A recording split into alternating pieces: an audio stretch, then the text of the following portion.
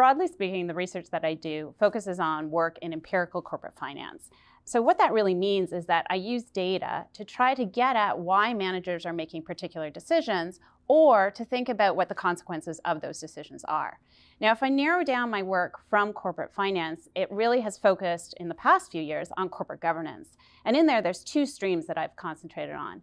One has been work on law and finance, which really looks at how changing and evolving regulations and legal regulations in particular alter the way that firms are making their decisions and the consequences. So for example, when there's changes about disclosure quality or changes about the composition of the board of directors, what's the impact of that on firms? The other stream within corporate governance that I've worked on has been fraud and corporate fraud. And this is really a fascinating stream to me now because there's so much more data that we have and techniques for data analysis in terms of trying to get at the determinants of fraud and detecting fraud. So with the evolution of data mining techniques and big data, we can really do a lot more to try to pinpoint the source of corporate fraud and see where it's going on. And that's been a really fascinating area to work in lately.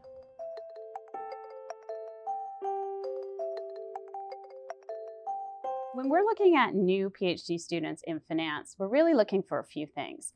We're looking for strong technical or quantitative background. Now, that doesn't mean that you have to have taken a lot of math courses, but you have to show that you have the aptitude in order to take some courses that are going to be more technical in nature. It's really important to also be a strong communicator. When you're doing research, you're often communicating your results either in oral presentations or through writing the papers. So it's really good to have that as a strong characteristic as well.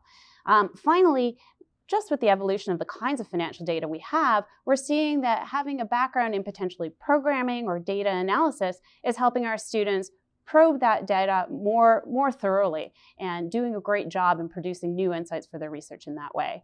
Now, I don't expect that a single student is going to come in and be strong on each of these aspects. It would be our wish, but what we're really looking for is people with a keenness to learn, the people that are that have a desire to focus on these skills and can show that they have the aptitude to learn them as they get going.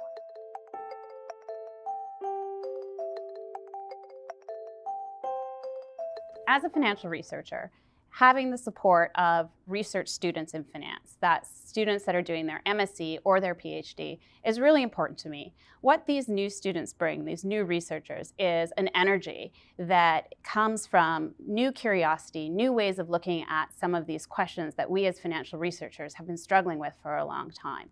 And having that new energy, the curiosity, the creativity that comes from these students really helps invigorate both my own research and the work that I do with these students.